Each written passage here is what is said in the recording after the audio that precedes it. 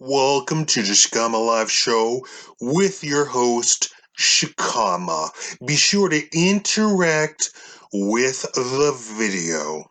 By that, I mean click the thumbs up or thumbs down, leave a comment, subscribe, click the notification bell if you actually want to see me talking ever again.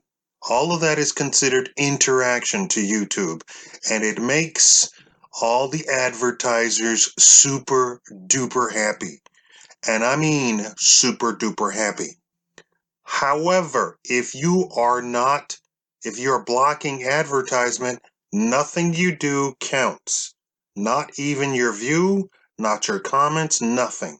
When it comes time to cut a check, all of you who didn't watch advertisements are all cut out, which means you're stealing from me. And I'm not even joking. I'm not even like halfway playing. You're just straight up stealing from me. It's like you walked into my restaurant and took my filet mignon, ate it, and then walked out. This is the internet. This is how I do business. Let's get right into the story here. Modern women don't know what they're asking for. I don't know who's to blame. Why don't you leave me a comment? Who you think is to blame? Is it the mom? Is it the single mom? Is it the dad not telling them what's going on? Is it the mom not preparing them to be dating material? Married life? Who's to blame? That's the overall question. I'm going to present to you this stuff that maybe some of you don't know. In a study, they found that nearly all senior company officers in businesses across the nation were men over 6 feet tall and very regularly 6'2" or more. You got the premise now? So that's the study. They said tall men usually run the company, or reverse that. The people who usually run the company happen to be tall men. And that is blue, green, white, black, what have you. Run the company, more often than not, you're going to be tall.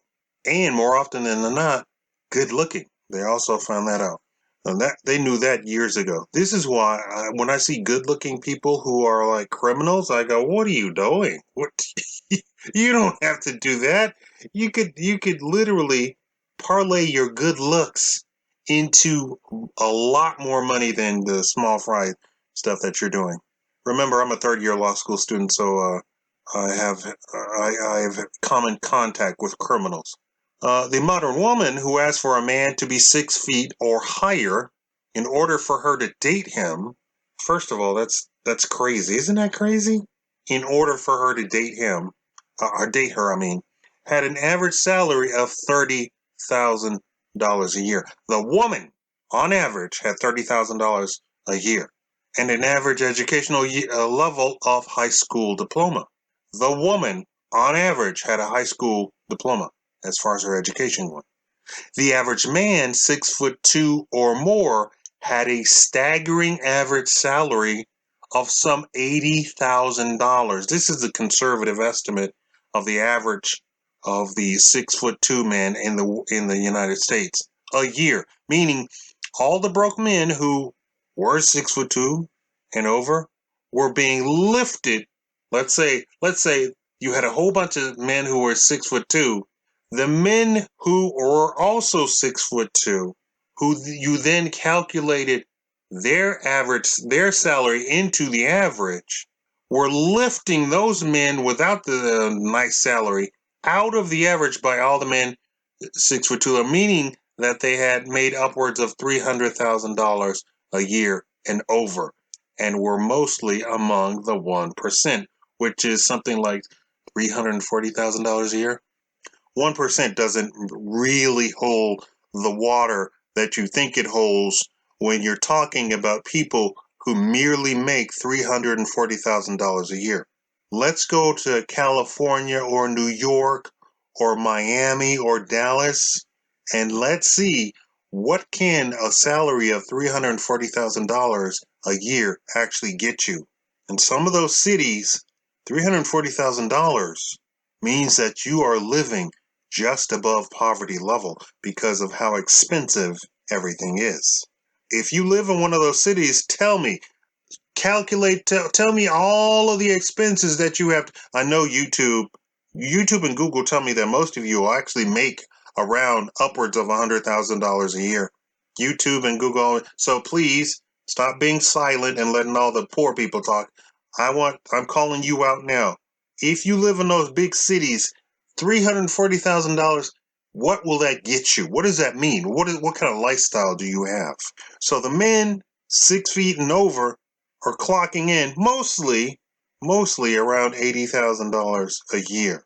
That's the average. That's bringing in the men who don't make any money to the men who do make money, meaning that the average is $80,000, which is over and above the national average for people in general. We're talking about household income.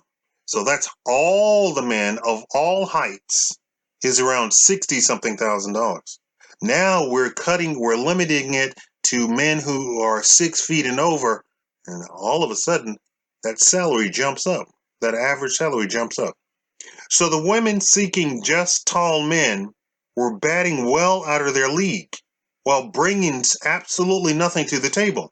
In a modern relationship that requires equal educational levels and equal salary levels. Next, modern women with college degrees who seek men with college degrees are in an even worse position than the women demanding tall men. Because of the men with college degrees, the vast majority have STEM degrees. That is science, technology, engineering, and math degrees, right? This is the sciences degrees, the really hard stuff in school. This is even worse than the men who are tall because the average salary of men with STEM degrees is $150,000 or more. That's the average. So we're talking all the men with STEM degrees, their average $150,000 a year. That means there are men who make $1 million a year, and there are men who make maybe $60,000, $70,000, $75,000. While the women with college degrees are in the same exact boat as the other women, with an average salary of $30,000 a year. But they have college degrees. Shakaama, how can they be making $30,000 a year? That's impossible. Oh no. Au contraire, mon frere. When looking at the college degrees, it was found that women got degrees that were of zero market value. This is highlighted by a recent PhD graduate who wondered why her $125,000 school debt isn't bringing in the offers of employment at all. I've provided the picture for that. So when modern women ask for seemingly innocent criteria for a male partner, realize that they have no idea what they're asking for. Also, if they think what they truly have to offer is what's between their legs, again, they have no idea that what they have down there, market value, is useless in 2020.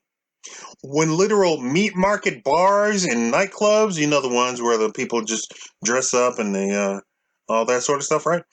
I'm not going to talk about how they dress, are going out of business because now you can get a hookup on your phone and have it delivered to your doorstep without getting dressed up and spending money at all. Let me repeat that.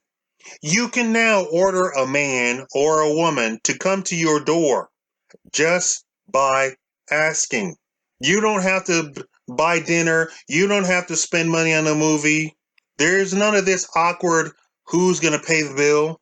Zero money. That's what we live in now. So all of you women who say, and the man has to treat, no, you don't know what you're talking about. You have no idea what you're talking about. Especially if that's your world, where you're going to give it up if he buys you a dinner. You're going to give it up if he buys you a movie, if he treats you to the movie. If that's your world, understand what's the limitations of your world. Understand where the bar is. Understand where the bottom line is.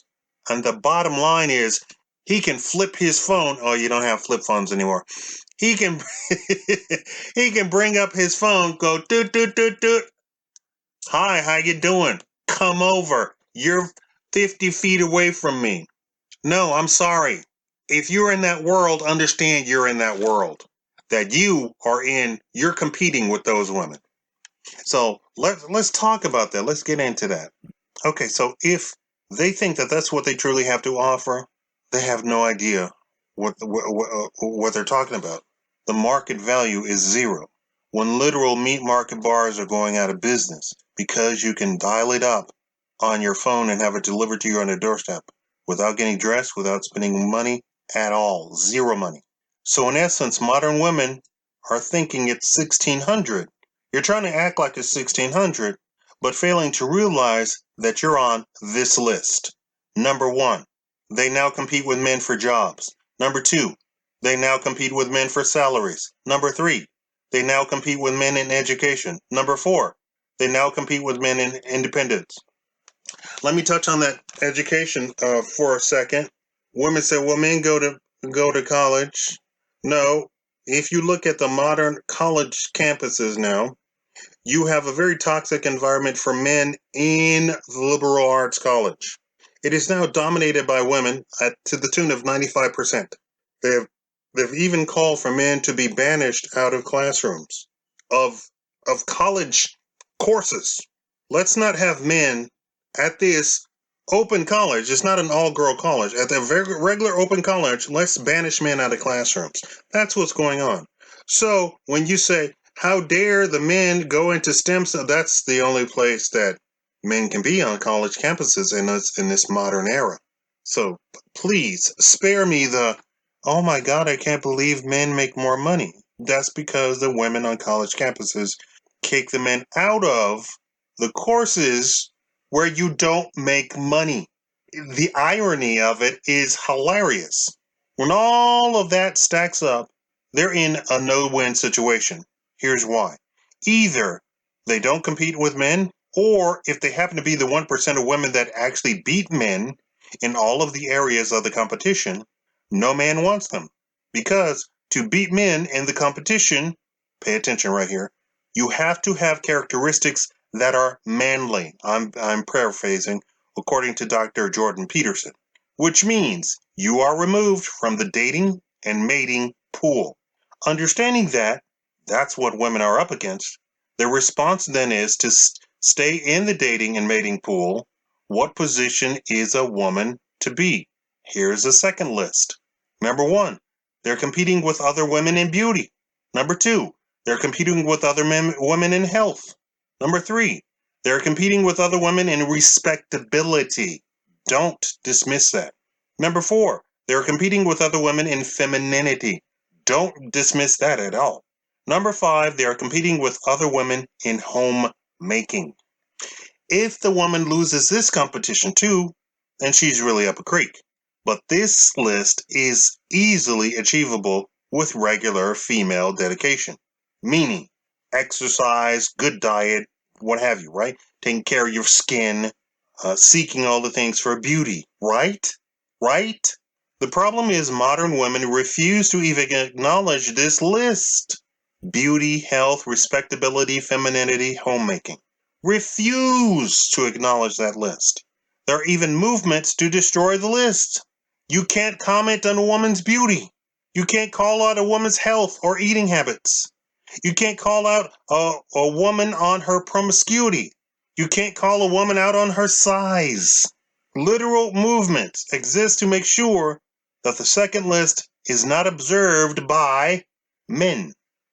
By women too, but men essentially. So a man has to be attracted to a big woman, has to be attracted to a less beautiful woman, has to be attracted. Okay, I'm being sarcastic? No, I'm not being sarcastic. I'm being real. Unfortunately, the backlash against the movements have virtually killed them dead in the water. So, ladies, you either listen to the list and destroy those movements, or you're out of the dating and mating pool yourself. You have to adhere to one of the lists. Either you're going to go for money and completely give up any possibility of ever having a man, and your luck may vary because of your educational level might be terrible, and you might make $30,000 a year for the rest of your life. Please don't complain to anybody, and please bite the bullet and don't ask for tax money to bail you out when you have decided your life to be a salary woman, but you only make $30,000 a year. Or compete as a woman. Beauty, health, respectability, femininity, homemaking. Homemaking means that you provide a home for a man. He then provides you with children, which you then look after and keep the home. And when I say keep, I don't mean that you physically take possession of the home.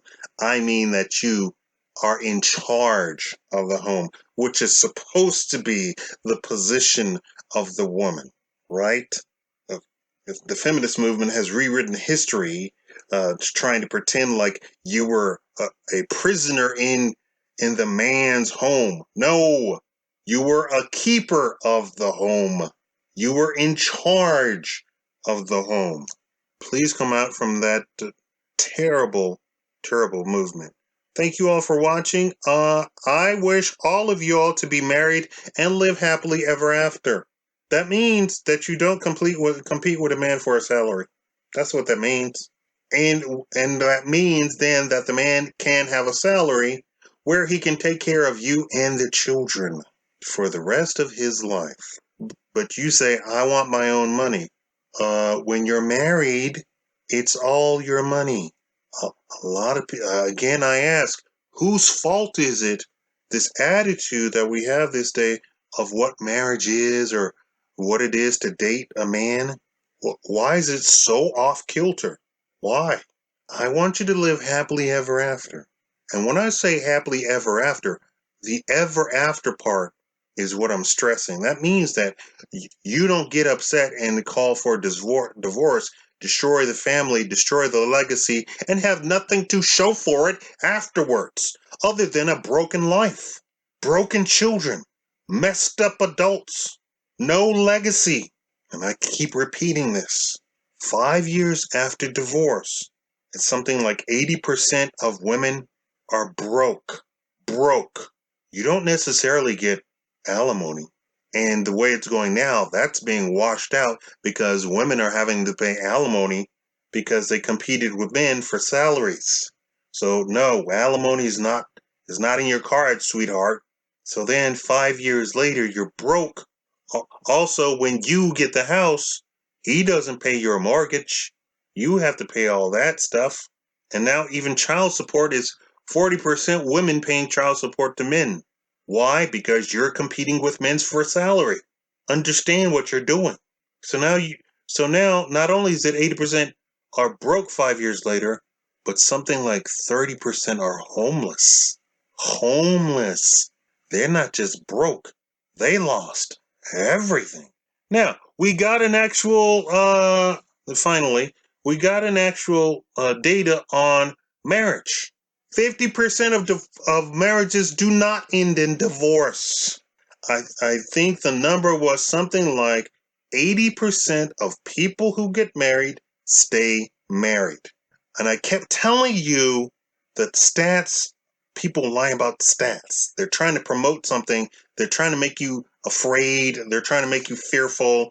And a lot of this is news oriented, which the news is fear mongering. So they say 80% of marriages last forever, right? What they were doing was each year going and taking a look at who got married, who got divorced. That doesn't tell you anything about people who've been married for 30 years. It doesn't even touch them. You see that? So all of the people who've been married 5, 10, 15, 30, 40 years, doesn't touch them. That stat never touched them. It never took them into account. But now they did a new study that took into account all of the people who were married. All of them. They came out with a staggering number of 80% of the people who get married stay married. Now, what's going on? It seems that the people who would get divorced, that's millennials and Zoomers, that's the people who are now 40 and 20, those people who would get divorced, first of all, don't get married. We've been telling you this for a good decade now. Oh, the millennials aren't getting married. Millennials aren't getting married. Millennials aren't getting married. Okay, now you take those people out of the equation. They've already extradited themselves out of the statistic. The people who would more than likely get a divorce aren't in the equation because they don't get married. Okay, now we take a look at the people who are married. And those are all of the people who stay married. It's not rocket science. It's not even a mystery. It's not even a miracle. You millennials and you Zoomers. I'm a millennial. You other millennials and you, hey, look, I'm not married. I'm not in this statistic either. So all of us millennials and all of us Zoomers, we're out of the data. Shameful. Shame on you. Thank you all for watching. Thank you for listening, whatever.